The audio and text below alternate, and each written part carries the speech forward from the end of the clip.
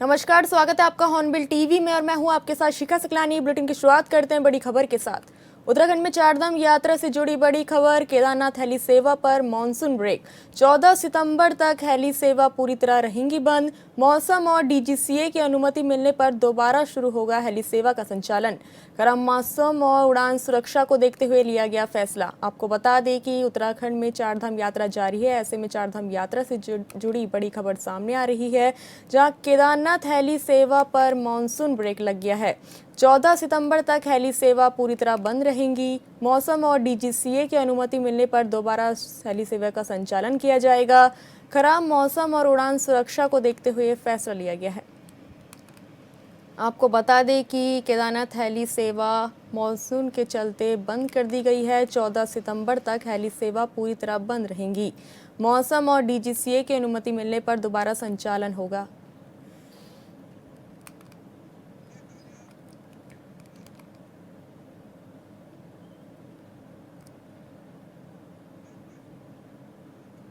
इस खबर पर ज्यादा जानकारी के लिए संवाददाता योगेश आर्य हमारे साथ जुड़ चुके हैं। योगेश, चारधाम यात्रा से बड़ी खबर सामने आ रही है, जहां केदारनाथ हेली सेवा पर मॉनसून ब्रेक लग गया है।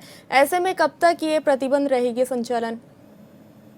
देखिए सीखा, केदारनाथ हेली सेवा पर मानसून ब्रेक जो है वो लगा है। आज उड़ानों पर रोक रहेगी और 14 सितंबर तक ये सेवाएं जो है पूरी तरह से बंद रहेंगी, क्योंकि मानसून के दौरान जो है मौसम साफ नहीं रहता है। उस दौरान जो है तमाम तरह की चुनौतियां आती हैं। खतरों के सामने जो है कहीं ना कहीं देखने को मिलता है कि हेली सेवा जो है खतरों से खाली नहीं रहती है। तो ऐसे में जो है किसी प्रकार की कोई चूक ना हो, उसको लेकर के पहले ही अब फैसला लिया गया है। क्योंकि पिछले वर्ष हमने देखा कि मानसून के दौरान की बात की जाए, बरसात के दौरान जो है जिस तरह से हेली सेवाओं की उड़ान हुई और उस दौरान जो है दुर्घटनाएं सामने आई। तो लेकिन इस बार जो है जिस तरह से एसओपी जारी की गई थी, उसके चलते जो है पहले ही मानसून ब्रेक जो है वो हेली सेवा पर लगाया गया है। 15 सितंबर के बाद मौसम और डीजीएस की अनुमति मिलने के बाद दोबारा संचालन जो है वो शुरू किया जाएगा। इस वर्ष 2 मई से संचालित हेली सेवा के माध्यम से हजारों श्रद्धालुओं ने बाबा केदार के दर्शन किए। मानसून के दौरान खराब मौसम और उड़ान सुरक्षा को देखते हुए अब ये फैसला जो है लिया गया है और श्रद्धालुओं को सड़क मार्ग से यात्रा जारी रखने और आधिकारिक अपडेट के बाद ही हेली सेवा टिकट की बुक करने के लिए सलाह दी जा रही थी। जब दोबारा हेली सेवाएं खुलेंगी, उसके बाद मौसम की अपडेट क्या रहेगी, किस तरह से जो है अपडेट प्रशासन की रहेगी, उसके बाद ही हेली सेवा की टिकट बुक की जाए। हेली सेवा का दूसरा चरण क्योंकि 15 सितंबर से यात्रा सीजन के अंतिम चरण में निर्धारित किए जाने की तैयारी भी है वो अभी से कर दी जाएगी, ताकि जो है उस दौरान भी किसी प्रकार की परेशानी जो है किसी यात्री को न करनी पड़े। योगेश, हमारे साथ जुड़ने और तमाम जानकारी साझा करने के लिए धन्यवाद। वहीं अगली बड़ी खबर मानसून से जुड़ी है, जहां मानसून से पहले उत्तराखंड में बड़ी गर्मी, तापमान में उछाल। आज प्रदेश के कई जिलों में तेज हवाओं का येलो अलर्ट जारी। 40 से 50 किमी प्रति घंटे की रफ्तार से चल सकती है हवाएं। दोपहर बाद कई इलाकों में गरज चमक के साथ बारिश के आसार देखने को मिल सकते हैं। वहीं मानसून की दस्तक से पहले मौसम में तेजी से बदलाव की संभावना जताई जा रही है। लोगों से सतर्क रहने और खुले स्थानों से बचने की अपील की गई है। आपको बता दें कि उत्तराखंड में मानसून से पहले गर्मी रिकॉर्ड तोड़ रही है। इस खबर पर ज्यादा जानकारी के लिए संवाददाता योगेश आर्य हमारे साथ जुड़ चुके हैं। योगेश, उत्तराखंड में गर्मी रिकॉर्ड तोड़ रही है। 40 से 45 किलोमीटर जो ये है तापमान पहुंच जा रहा है और आज कई जगहों पर मौसम ने अलर्ट जारी किया है। ऐसे में कहां पर यह अलर्ट जारी किया गया है?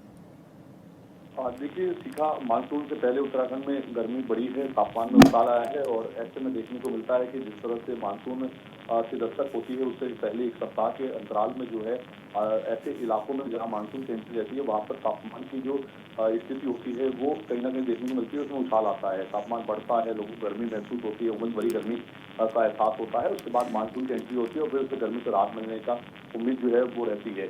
प्रदेश में कई जिलों में तेज हवाओं को लेकर के येलो अलर्ट जो है आज मौसम विभाग की ओर से जारी किया गया है और उसकी ओर से बताया गया है कि 40 से 50 किलोमीटर प्रति घंटे की रफ्तार से जो है ये तेज हवाएं चल सकती हैं। दोपहर बाद कई इलाकों में गरज चमक के साथ बारिश के आसार भी जो है वो बनते हुए नजर आ रहे हैं। उसकी उम्मीद भी जो है मौसम विभाग की ओर से जताई गई है। मौसम को लेकर के जिस तरह से लगातार अपडेट दी जा रही है कि मानसून की दस्तक से पहले मौसम में तेजी से बदलाव की संभावनाएं भी बनती हुई नजर आ रही है। यानी कि मौसम विभाग ने लोगों को सतर्क रहने की जो सलाह दी है और ये भी कहा है कि खुले स्थानों से बचें। जी योगेश, हमारे साथ जुड़ने और तमाम जानकारी साझा करने के लिए धन्यवाद। उत्तराखंड में कैलाश मानसरोवर यात्रा की सभी तैयारियां लगभग पूरी हो चुकी है। पहला तीर्थयात्री जत्था 4 जुलाई को उत्तराखंड पहुंचेगा। इस वर्ष 50 श्रद्धालुओं के 10 जत्थे लिपुलेख मार्ग से यात्रा करेंगे। इस बार श्रद्धालुओं को केवल 38 किमी की पैदल यात्रा करनी होगी और शेष सफर वाहनों से तय होगा। वहीं पर्यटन मंत्री सतपाल महाराज ने कहा कि ये यात्रा काफी महत्वपूर्ण है और यात्रा लिपुलेख से होते हुए आगे बढ़ेगी। साथ ही कहा कि लिपुलेख के ऊपर जहां दर्रा है वहां की चोटी के ऊपर खड़े होकर भी कैलाश के दर्शन किए जा सकते हैं।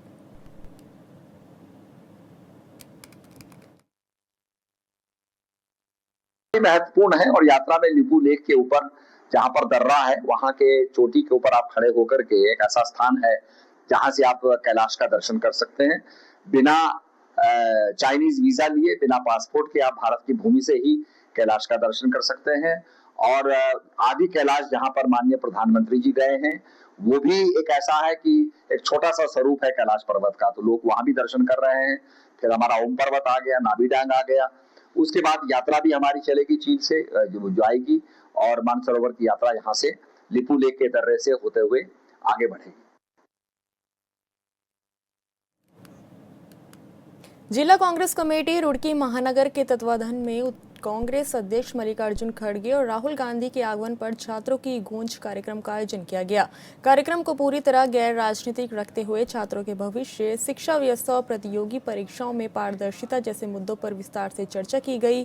कार्यक्रम को संबोधित करते हुए जिला कांग्रेस अध्यक्ष राजेंद्र चौधरी एडवोकेट ने कहा कि छात्र और युवा देश की सबसे बड़ी पूंजी है, लेकिन वर्तमान शिक्षा और भर्ती व्यवस्था लगातार सवालों के घेरे में है। नीट जैसी परीक्षाओं की जिम्मेदारी गैर सरकारी संस्था एनटीए को सौंपने और पेपर लीक जैसी घटनाओं से युवाओं के भविष्य के साथ खिलवाड़ हो रहा है। शिक्षाविद वैभव सैनी ने परीक्षा प्रणाली को अधिक पारदर्शी, जवाबदेह और तकनीकी रूप से मजबूत बनाने की जरूरत पर जोर दिया। पूर्व मेयर प्रत्याशी पूजा गुप्ता ने कहा कि युवाओं को गुणवत्तापूर्ण शिक्षा और समान अवसर उपलब्ध कराना सरकार की प्राथमिकता होनी चाहिए। कार्यक्रम में छात्रों से अपील की गई कि वे अपनी समस्याओं को लोकतांत्रिक तरीके से उठाएं। कहीं 100 सीट है तो उसके लिए 2-2 लाख एस्पिरेंट। चंपावत जिले के बाराकोट ब्लॉक की चोमल मऊ सड़क बदहाल स्थिति में है। सड़क पर बने बड़े गड्ढे और कई स्थानों पर क्षतिग्रस्त सुरक्षा दीवारें दुर्घटनाओं का खतरा बढ़ा रही है। ग्रामीणों का आरोप है कि लंबे समय से मरम्मत की मांग के बावजूद लोक निर्माण विभाग ने कोई कार्रवाई नहीं की। इसी को लेकर चामी के पूर्व ग्राम प्रधान प्रकाश महन ने कहा कि ये सड़क कई दूरस्थ गाँवों से जोड़ती है और करीब 2,500 से 3,000 की आबादी इससे जुड़ी है। पिछले वर्ष आई आपदा में कई स्थानों पर सुरक्षा दीवारें क्षतिग्रस्त हो गई थी, जबकि सड़क पर गहरे गड्ढों के कारण मरीजों, गर्भवती महिलाओं और अन्य यात्रियों को आवाजाही में भारी परेशानी का सामना करना पड़ रहा है। ग्रामीणों ने लोक निर्माण विभाग, लोहाघाट और जिला प्रशासन से सड़क की शीघ्र मरम्मत तथा क्षतिग्रस्त सुरक्षा दीवारों के निर्माण की मांग की ताकि संभावित दुर्घटनाओं को रोका जा सके। महोदय, ये सड़क है हमारी जो कि मऊ चौमेल है सड़क का नाम। ये देखिए आप, जगह जगह खतरा बना हुआ है। पिछले बरसात की जो आपदाएं थी अब तक विभाग नहीं कर पाया है। और वहीं सड़क सुरक्षा की बात करते हैं, कई ऐसे पॉइंट हैं सड़क में जो अभी हम दिखा नहीं सकते हैं। और फिर से बरसात चालू हो गई है और वो टस का टस वहाँ पर खड्डा बना हुआ है। रोड पूरी खड्डों में तब्दील हो चुकी है। छोटी गाड़ी के उसमें चंबल लग जा रहे हैं। उबड़ खाबड़ हो चुकी है पूरी सड़क और न उसमें कोई सूचना पट लगा है न कुछ लगा। इसमें कोई बड़ी घटना भी घट सकती है जिसमें पूरी जिम्मेदारी लोक निर्माण विभाग की रहेगी। या तो वहाँ पर सूचना पट लगाया जाए या फिर वहाँ पर जो पॉइंट गिरा है उसमें आरसीसी की दीवार दी जाए। मसूरी में अंतर्राष्ट्रीय मादक दुरुपयोग और अवैध तस्करी विरोधी दिवस के अवसर पर कार्यक्रम आयोजित किया गया।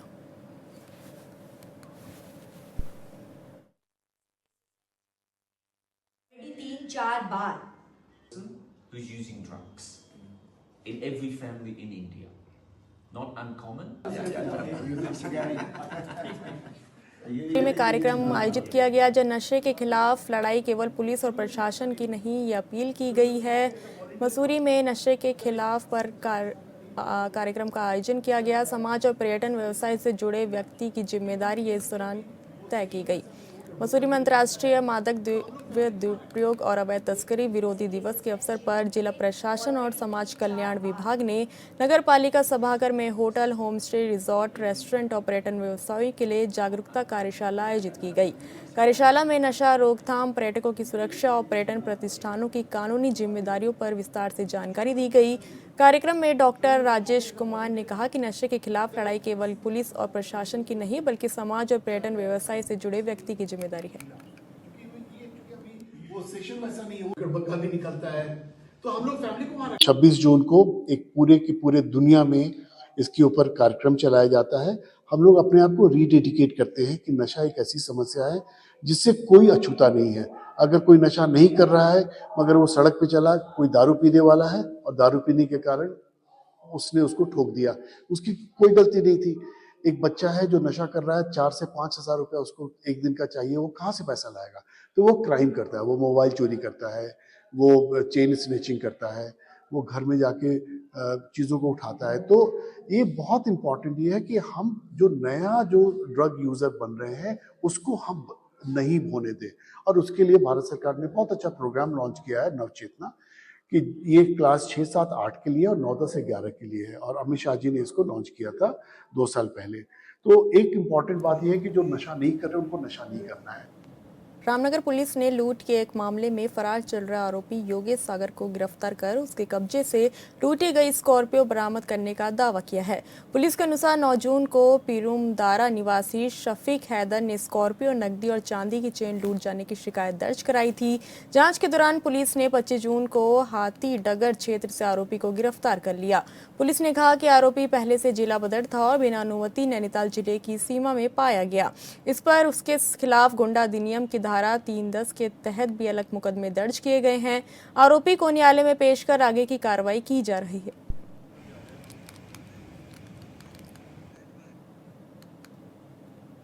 हरिद्वार एसएसपी के निर्देश पर चलाए जा रहे संदिग्ध व्यक्तियों की चेकिंग अभियान के तहत गंगनहर कोतवाली पुलिस ने एक युवक को अवैध तमंचा और 2 जिंदा कारतूस के साथ गिरफ्तार किया है। पुलिस के अनुसार 26 जून को क्षेत्र में शांति व्यवस्था और अपराध नियंत्रण के लिए चेकिंग अभियान चलाया जा रहा था। इसी दौरान मुखबिर की सूचना पर आरोपी की गिरफ्तारी हुई। पूछताछ में आरोपी हथियार रखने का कोई संतोषजनक कारण नहीं बता सका। इसके बाद पुलिस ने उसके खिलाफ आर्म्स एक्ट की धारा 25 के तहत मुकदमा दर्ज कर विधिक कार्रवाई शुरू कर दी है।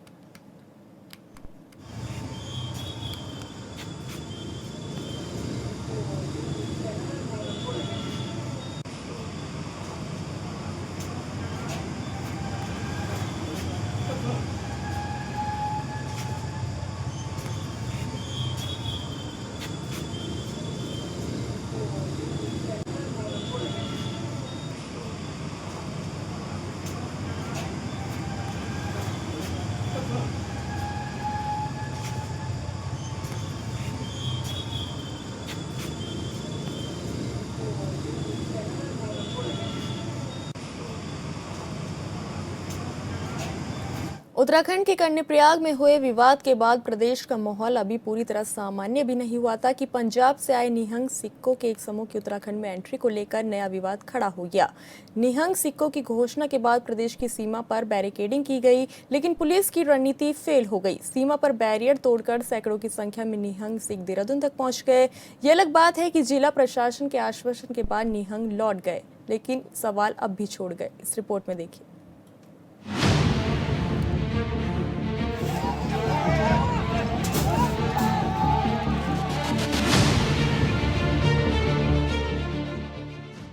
उत्तराखंड के कर्णप्रयाग में हुए विवाद के बाद प्रदेश का माहौल अभी पूरी तरह सामान्य भी नहीं हुआ था कि पंजाब से आए निहंग सिखों के एक समूह की उत्तराखंड में एंट्री को लेकर नया विवाद खड़ा हो गया है।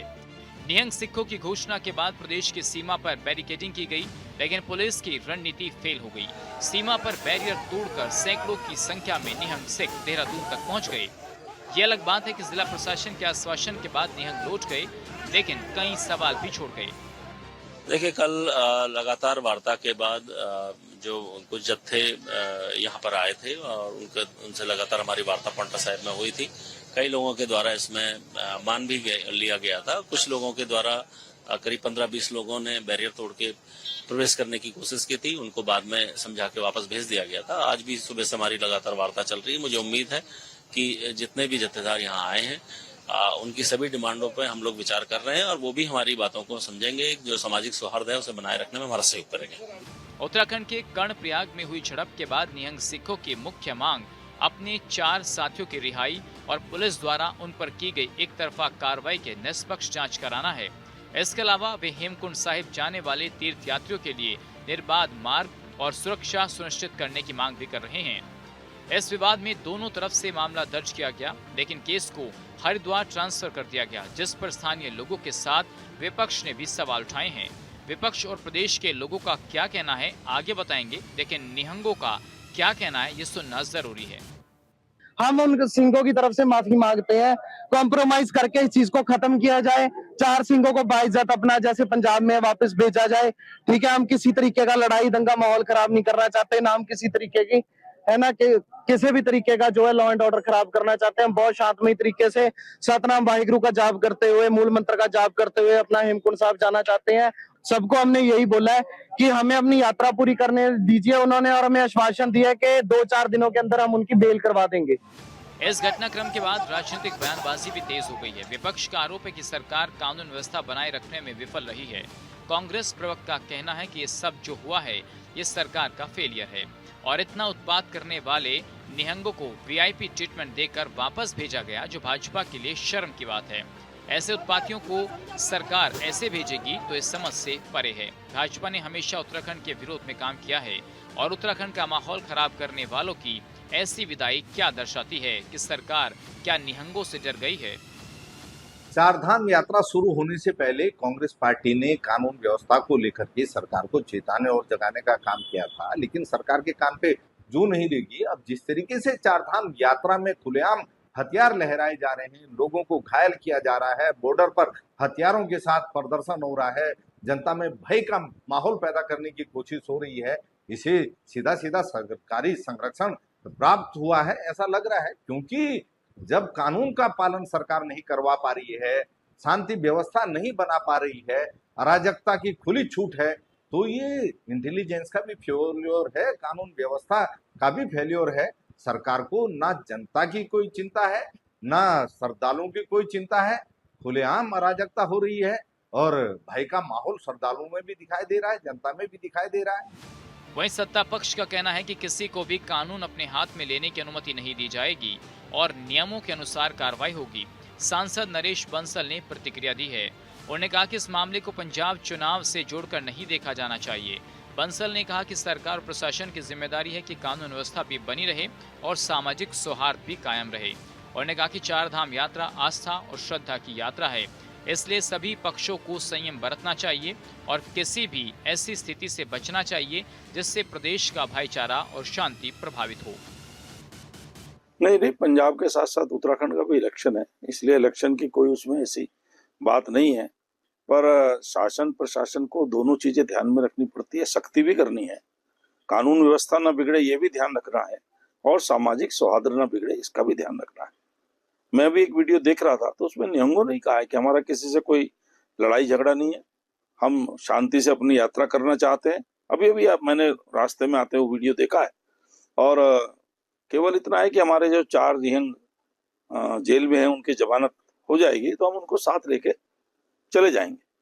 तो यात्रा है, हेमकुंड साहिब है, हमारी पवित्र यात्रा है, चारधाम की यात्रा चलती है, सभी को इसमें संयम बनाकर रखना चाहिए। एक आध घटना इस प्रकार की हो जाती है जिसके कारण ये लगता है कि सामाजिक सौहार्द बिगड़ सकता है, लेकिन सभी को प्रयास करना पड़ेगा, सरकार को भी, शासन को भी, प्रशासन को भी और जनता को भी, कि किसी भी प्रकार से सामाजिक सौहार्द न बिगड़े और यात्रा प्रभावित न हो। कर्णप्रयाग से लेकर देहरादून तक के विवाद के बीच कई सवाल हैं। सवाल है कि क्या ये उत्तराखंड के लोगों का अपमान नहीं है? सवाल ये है कि कर्णप्रयाग विवाद में कानून से ऊपर कौन है? क्या कर्णप्रयाग विवाद में नियम बना निहंगों की हट है? कर्णप्रयाग विवाद में क्या मनमानी की इजाजत दी गई? कर्णप्रयाग विवाद में कानून का राज था या दबाव की रणनीति? क्या कर्णप्रयाग विवाद में कानून को चुनौती नहीं दी गई? ऐसे कई सवाल हैं जिसका जवाब राजनीति करने वालों से उम्मीद करना भी बेईमानी लगता है। Bureau report, hornbill TV.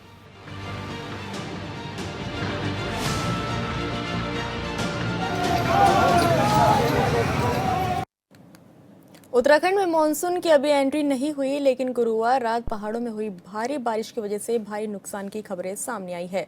Chamoli में देर रात हुई तेज बारिश की वजह से लाखों की संपत्ति का नुकसान हुआ है। लोग सरकार से मदद की गुहार लगा रहे हैं।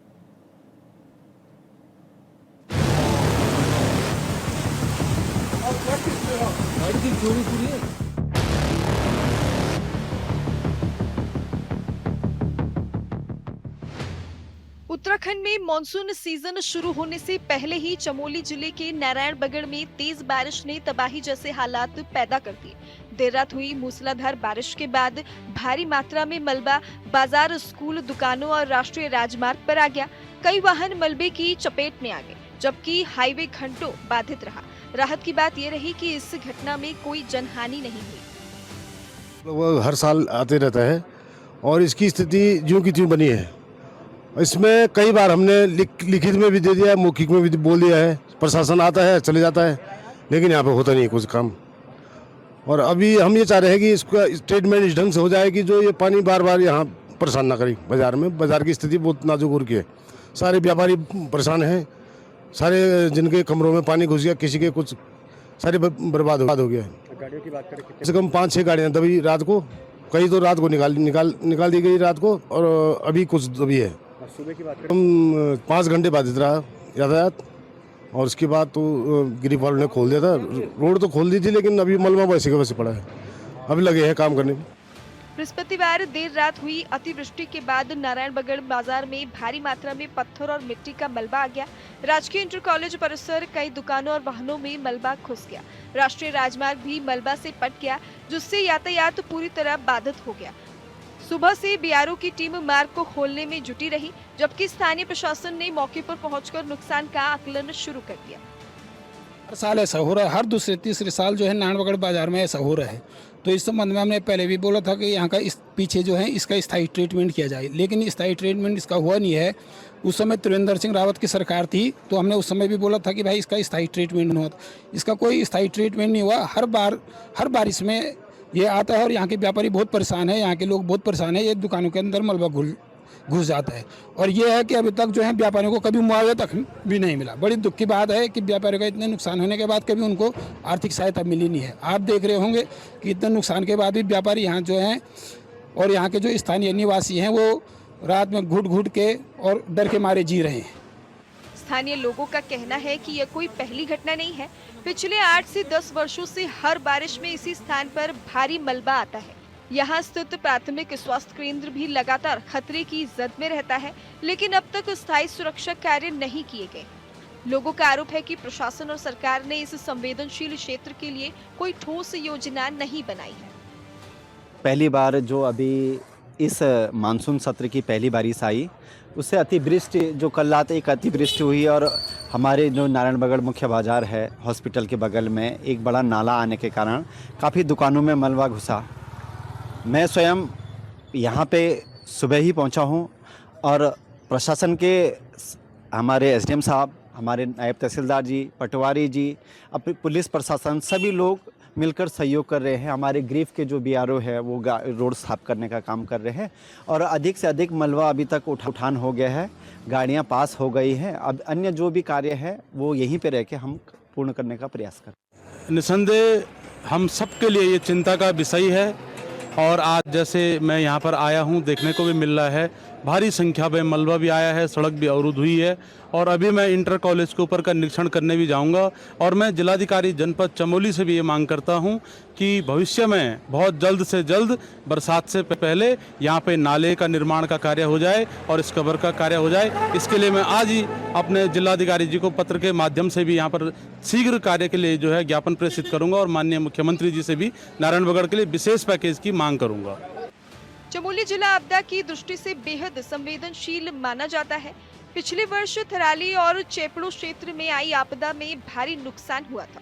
कई दुकानों में मलबा घुस गया था, दुकानें क्षतिग्रस्त हो गईं और लोगों की आजीविका प्रभावित हुई। और इस बार मानसून से पहले हुई तेज बारिश की वजह से भारी नुकसान हुआ है। Bureau report, hornbill TV.